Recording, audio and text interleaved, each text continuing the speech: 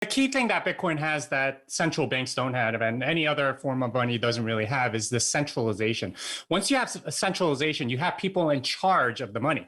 And when you have somebody that's in charge of the money, then they can dip their hand in the cookie jar and do all sorts of nefarious things with it. And that's, sort of the tax that we as savers pay in order to have something that we can use for money.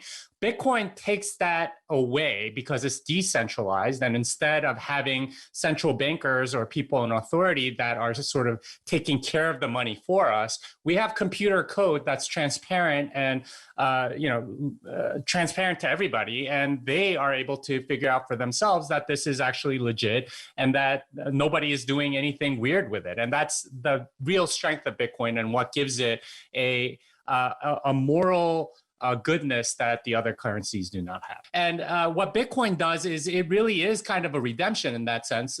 We're able to go back to a decentralized money, one that isn't held by a third party, where you don't have to trust somebody in order to, not have it inflated away from you, not have it stolen away from you. And really, that's what it is. When authorities inflate money, they are really stealing your savings. And that's something that we point out again and again in this book. The main parallel that I would draw between Christianity and Bitcoin here is that there is a redemption, right? And redemption is a monetary term. It's when you pay off debts for somebody else.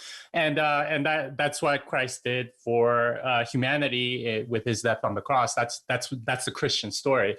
With Bitcoin, what you're getting is the redemption of money. It's something that brings money back to its original purpose, which is storing value, which is something that's fungible, that you can trade with, that allows humanity and civilization to grow and thrive.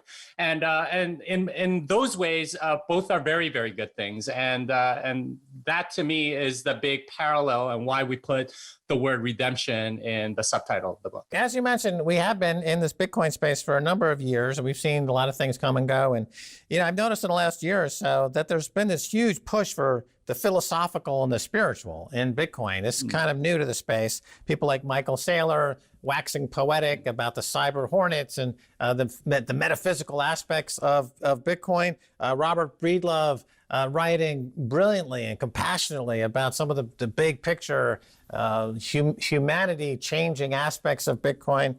And of course, your book now, Thank God for Bitcoin. I mean, you just lay it on the line here. You're not mincing any words. You're making a direct connection, God and Bitcoin.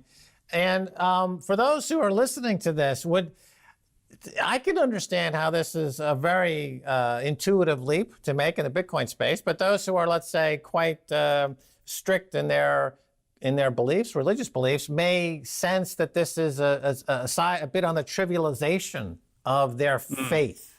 So how do you square that circle? Bring those people over to your way of thinking, Jimmy. By the way, Robert Breedlove is one of my co-authors for this book, so he's very much into this. But I would say that in a sense, if you are a Christian, if you're religious in any way, if you know about that there is a tendency to sort of trivialize money, and I don't blame them, because fiat money has corrupted money to such a degree where it is very easy to dismiss and trivialize. But if you look in Scripture, if you look at what money is meant to be, it's that's not its role at all. And one of the first lines in the book is money is deeply spiritual because it is what relates people. It is what relates different families. It's what relates workers to their employers. It's what relates other people through trade and so on. It is what connects us at a very practical level, and that's not something that you can just sort of trivialize. As I mentioned before, the Christian story of salvation is mostly told in the language of money. There's debt, there's payment, there's redemption, there's